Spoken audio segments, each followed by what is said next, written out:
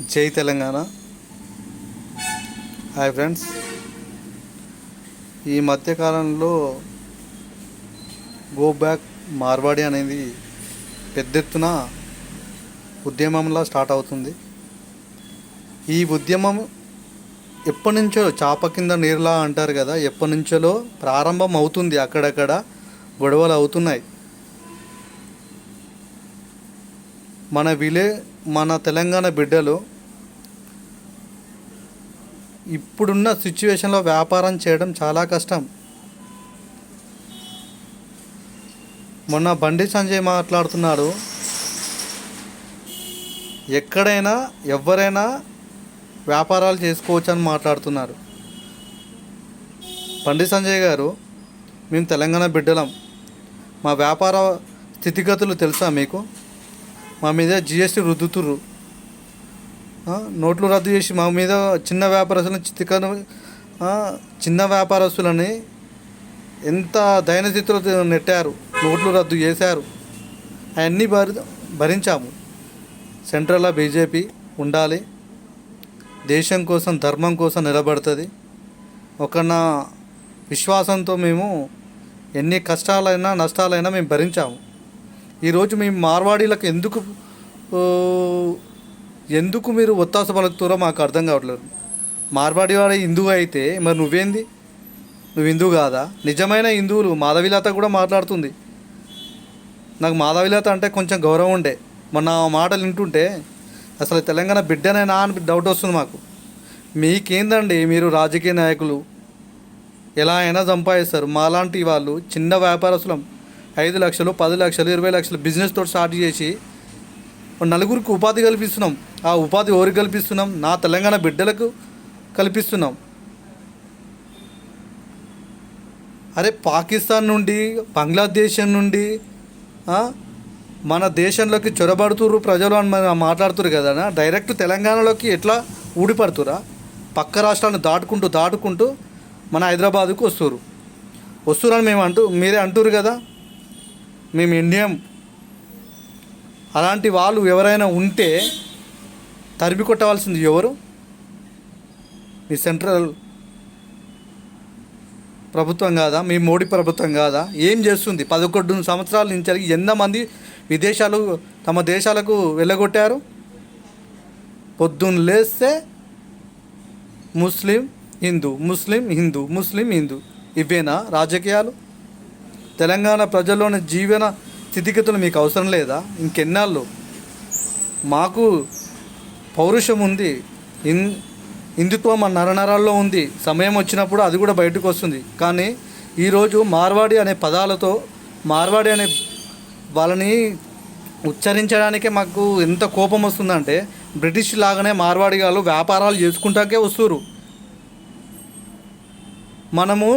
మీరు అంటారుగా బండి సంజయ్ గారు, మాధవీలత ఎక్కడైనా పోయి మనం వ్యాపారాలు చేస్తున్నామంటే 99% తెలంగాణ ప్రజలు, నేను తెలంగాణ గురించి మాత్రమే మాట్లాడతాను, తెలంగాణ ప్రజలు పౌరులు బయటి దేశాలకు 99% జస్ట్ జాబ్ చేయడానికే వెళ్తురు.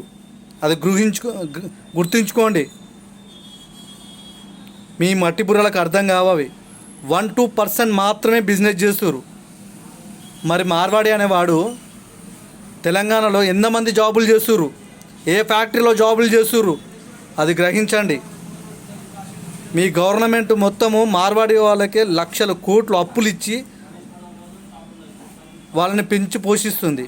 ఎందుకు? ఎలక్షన్ టైంలో మీకు మార్వాడి వాళ్ళు ఫండ్ ఇస్తారని.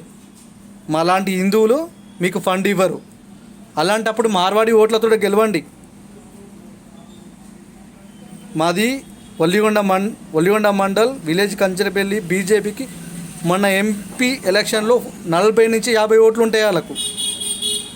ఒక్కసారి గ్రాఫ్ తీసుకోండి, 250 ఓట్లు పడ్డాయి. అవి ఓడేసిండు, కాంగ్రెస్ ఓడేసిండు, టీఆర్ఎస్ ఓడేసిండు, ఎవడేస్తాయని పడ్డాయి మీకు. అదే ఎమ్మెల్యే ఎలక్షన్లు ఎందుకు పడలేదు? మీ చెత్త మొక్కలను చూసి మేము ఓట్లు వేయట్లేదు. పైన మోడీ ఉన్నాడనే ఒక ధైర్యంతో మాలాంటి టీఆర్ఎస్ కార్యకర్తలు కూడా వేస్తున్నారు. బరాబర్ నేను హిందువుని, నేను టీఆర్ఎస్ క్యాండిడేట్ని. కాంగ్రెస్ వాడు వ్యాపారం చేస్తాడు, టీఆర్ఎస్ వాడు వ్యాపారం చేస్తాడు, బీజేపీ వాడు కూడా వ్యాపారం చేస్తాడు. ఎందుకు పార్టీలకు రుద్దుతురు? మేము మార్వాడీల గురించి మాట్లాడుతున్నాం. బ్రిటిష్ లాగా ఏ రకంగా అయితే వ్యాపారస్థం చేసుకుంటూ వచ్చిరో రేపు కూడా వీళ్ళు వ్యాపారం చేసుకొని వచ్చి మనం మొత్తం ఆర్థిక వ్యవస్థను అతలాకుతలం చేస్తారు. మన స్థితిగతులు, జీవన స్థితిగతులు లేకుండా చేస్తారు. తెలంగాణలో ఉండి తెలుగు భాషను మాట్లాడేవాడు హిందీ నేర్చుకోమని మాకు సవాలు ఇస్తాడు. మార్వాడి లేకుంటే ఈ తెలంగాణలో ఏ వ్యాపారం నడవది. ఎందుకండి భారతదేశ ఆర్థిక వ్యవస్థనే కుంటుపడిపోతుందంట మార్వాడి లేకపోతే. అరే ఫస్ట్ ఇల్లు గెలిచి రచ్చ గెలవాలంటారు కదా. నీ రాజస్థాన్, నీ గుజరాత్ డెవలప్ చేసుకోరా. మా తెలంగాణ గురించి మాకు తెలుసు, మేము ఎలా డెవలప్మెంట్ చేసుకుంటాం. మీరు వస్తేనే డెవలప్మెంటారా? మాకు వ్యాపారం చేయడం రాదా? వెళ్ళిపోండి రా, కొడుతున్నాం కదా, వెళ్ళిపోమంటున్నాం కదా. శరంగాల్లోడైతే వెళ్ళిపోరి, మా కింద జాబులు చేస్తారా? మీరు చేస్తారా? ఎవ్వడు చేయడు. తెలంగాణ బిడ్డలు వ్యాపారం చేసుకుంటూ తెలంగాణ బిడ్డలని నలుగురిని దాస్తుంటారు. అదే మార్వాడివాడు ఫస్ట్ నలుగురు దిగుతారు, పెద్ద షాప్ పెడతారు. ఒక బ్యాచ్ అయిపోగానే వాళ్ళకి ఏదో ఒక ఏరియాలో మంచి బిజినెస్ ఏరియా చూస్తారు. అంటే పలానా ఏరియాలో మంచి షాప్ నడుస్తుంది, వాని దగ్గరకు పోతారు. ఆ ఏరియాలో చూస్తారు, అక్కడ రెంటు 10,000 ఉందనుకో, దాన్ని 15,000 వేసి పక్క ఏదో ఒక షటర్ తీసుకుంటారు. వీళ్ళ వల్ల మాకు షటర్ రెంట్లు కూడా పెరుగుతున్నాయి. వ్యాపారం చేయాలంటే వణుకు స్టార్ట్ అవుతుంది. అది మీరు అర్థం చేసుకోవట్లేదు. మీరు వేయండి వ్యాపారాలు, మీ భార్య పిల్లలు అందరూ కలిసి వ్యాపారాలు చేయండి. గల్లీలో పెట్టి చూడండి. మార్వాడోడు ఏ స్థాయిలోకి రెచ్చిపోతురో తెలుసా? చెయ్యమని, జాబులు చేసుకోమనండి. తెలంగాణకు వచ్చి జాబులు ఉంటే జాబులు చేసుకోమనండి. విలేజ్లలో కూడా చేరి వాళ్ళ ఆర్థిక స్థితులని పునాదులతో సహా వాళ్ళ జీవితాలని నాశనం చేస్తున్నారు. కులవృత్తి గురించి బండి సంజయ్ గారు గట్టిగా ఏదేదో మాట్లాడుతారు. ఆయనకు ముస్లిం అనే పదం తప్ప ఇంకేది రాదు. మాధవిలత కూడా అంటది నిజమైన హిందువులు అంట. వాడు నిజమైన హిందువు అయితే మార్వాడి నువ్వేమవుతావు? నువ్వంటే నాకు మస్తు రెస్పెక్ట్ ఉండే, కానీ ఈరోజు నువ్వు మాట్లాడే మాట మా జీవితాల మీద తగిలేలా ఉన్నాయి. అందుకనే నువ్వంటే కనీసం గౌరవం కూడా పోయింది. బండి సంజయ్ అంటే అసలు గౌరవమే ఉండదు. ఆయన ఏం మాట్లాడుతారో ఆయనకే తెలియదు. చేతి వృత్తులను ఎవరు కాల రుద్దుతురు, నాశనం చేస్తురు. మార్వాడి ఒక కిరాణా షాపు ఎవరు నడపాలి? విలేజ్లో ఉన్నటువంటి కోమిటీ వాళ్ళు నడపాలి. ఫ్లైట్ వరకు ఎవరు వేయాలి? బంగారం షాపులు నడిపేవారు ఎవరు చేయాలి? ఇలా చెప్పుకుంటూ పోతే అన్ని రంగాలలో మార్వాడి అనేవాళ్ళు గల్లీకి చొరబడి పందుకొక్కుల్లా బలుస్తున్నారు. తిని మన మీదనే దాడులు చేస్తారు.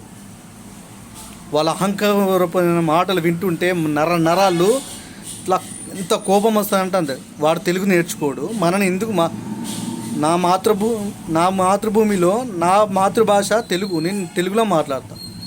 హిందీ నేర్చుకోకుండా బతకగలుగుతా. వాడు వచ్చి హిందీ నేర్చుకొని రుబాబుగా కాలరెత్తి మాట్లాడుతుంటే ఒక తెలంగాణ బిడ్డగా, ఒక తెలుగు బిడ్డగా ఎంత కోపం రావాలి? మీ మోడీ గారికి ఎక్కడి నుంచి పాకిస్తాన్, బంగ్లాదేశ్ నుంచి చొరబాట్లు వచ్చి ఇండియాలో బతుకుతున్నారన్నారు కదా, మరి ఏం చేస్తారు? మీ సెంట్రల్ బల్గం మొత్తం ఏం పీక్తుంది చెప్పండి. అది మీ చేతిలో పెట్టుకొని మీరు తప్పు చేసుకుంటా మాలాంటి ప్రజలను అనడం ఏంది? బరాబర్ ఎలగొట్టండి. I love you India. Bandi Sanjay గారు, మీకు మార్వాడీలే కావాలనుకుంటే వాళ్ళని నెత్తిలో పెట్టుకొని చూసుకోండి, మాకు ఇబ్బంది లేదు. మేము బిజినెస్ చేసుకోగలుగుతాం. విలేజ్లలో వచ్చి పాకిపోతూ మొత్తం ఒక విలేజ్ మీద అన్ని చేతి వృత్తులు కులాల వారు బతుకుతారు. చిరు వ్యాపారాలు చేసుకుంటా. వాళ్ళు ఏ బిజినెస్లో లేరు, అన్ని బిజినెస్లో తలగబడ్డారు వాళ్ళు.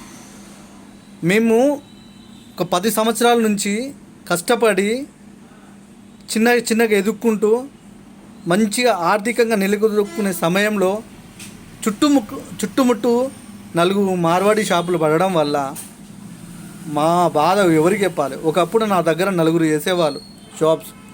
ఈరోజు నాకు చేయడానికే పని లేదు. ఎవరి వల్ల సఫర్ అవుతున్నాం మేము. వాళ్ళు చదువుకున్న విజ్ఞానవంతులైతే జాబులు చేయమండి. తెలంగాణలో బ్రతకలేదా? ప్రతి రాష్ట్రం నుంచి వస్తుర్రు.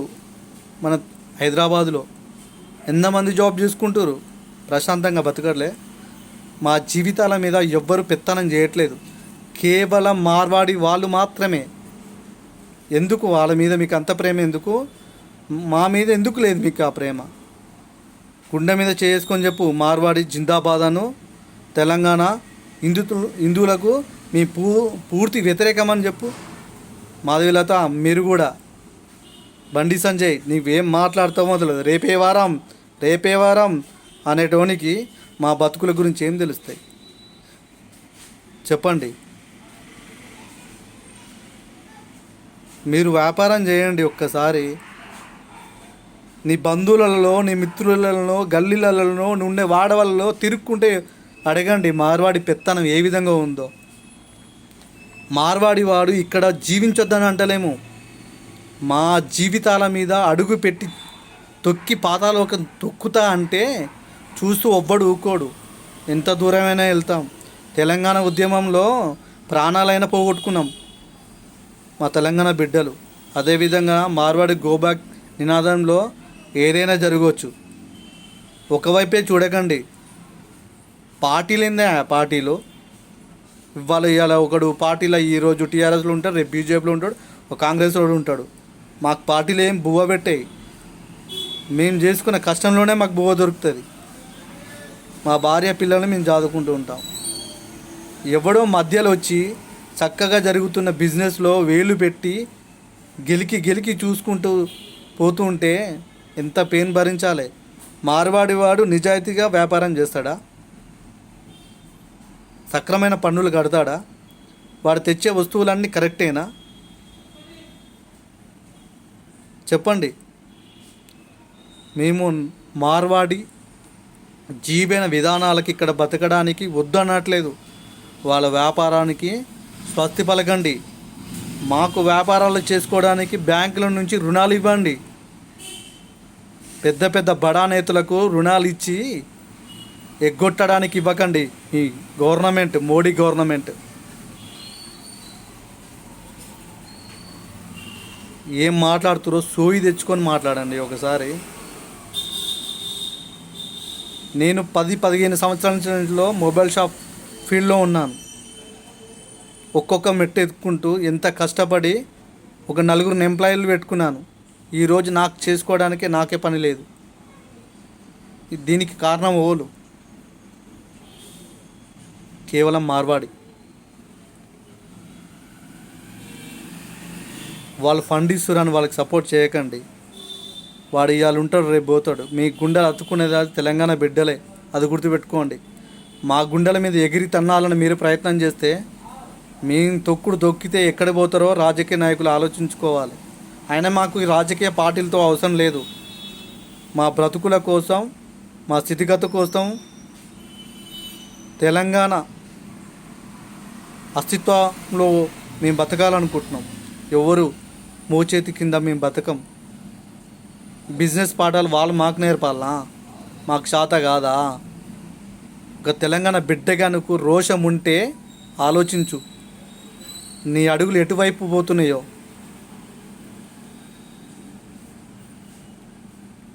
వాడు ఓన్లీ బిజినెస్ చేయడానికే పుట్టిండా? జాబులు చేయరా? బిజినెస్ చేయాలనుకున్నాడు వాని ప్రాంతంలో చేసుకొని దమ్ము ధైర్యం ఉంటే తన ప్రాంతాన్ని డెవలప్మెంట్ చేసుకోమని. మా హైదరాబాద్లో వచ్చి, మా తెలంగాణలో వచ్చి ఏం డెవలప్ చేయాల్సిన అవసరం లేదు. పక్క రాష్ట్రాల్లో ఎంతోమంది బతుకుతురు. వాళ్ళని ఎందుకు అనట్లేదు మేము? కేవలం మార్వాడి వాళ్ళని ఎందుకు అంటున్నాం? గుజరాత్ వాళ్ళని ఎందుకు అంటున్నాం? అది కొంచెం ఇంకిత జ్ఞానం సోయి తెచ్చుకొని మాట్లాడండి. మీరంటే మాకు 100% గౌరవం ఉండదు. జస్ట్ మోడీ మోడీ కొంచెం సెంట్రల్లో ఉండాలని ఒక ఆత్మవిశ్వాసం మాకు కూడా ఉంటుంది. కానీ పార్టీలకు రుద్దన అనేది కరెక్ట్ కాదు. సిపిఎం, సిపిఐ, కాంగ్రెస్, టీఆర్ఎస్ ఏంది ఆ చెత్త రాజకీయాలు? మీరు ఇంకెన్నాళ్ళ మీరు ఈ మతం మత్తులో మునిగి మీరు లెస్స మాట్లాడతారు కదా. ఈ మతం మత్తులో మీరు వాళ్ళకి వ్యతిరేకంగా పోరాడి ఎంతమందిని చంపారు? మీరు ఎంతమంది చనిపోయారు? లేకపోతే చొరబడిన వాళ్ళని తరిమి మీ బీజేపీ కార్యకర్తలు ఎంతమందికి వెలగొట్టారు? అయినా కానీ ఈ హిందూ, ముస్లిం అనే పదాలు మాకు అవసరం లేదు. ఇప్పుడు మేము హిందువులం. సమయం వస్తే ఎలా తిరగబడాలో మాకు కూడా తెలుసు. మీరు ఒక్కరే మొక్కరు హిందువులని.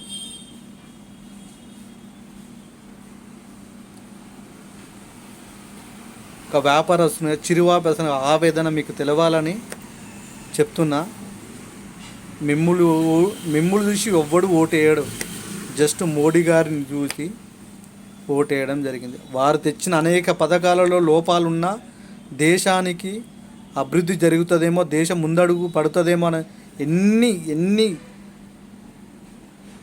పథకాలు తెచ్చినా అవి సక్రమంగా లేకపోయినా మేము భరించుకుంటూ వచ్చిన వ్యాపారస్తులం. మార్వాడి వాడు 100% చైనా వాడు చైనా వస్తువులే మాకు అంటగడుతుండు. మేము ప్రజలకు అంటగట్టే స్థితికి ఏర్పరిచారు. మేక్ ఇన్ ఇండియా అని మాట్లాడతారు కదా. ఏడుంది మేక్ ఇన్ ఇండియా?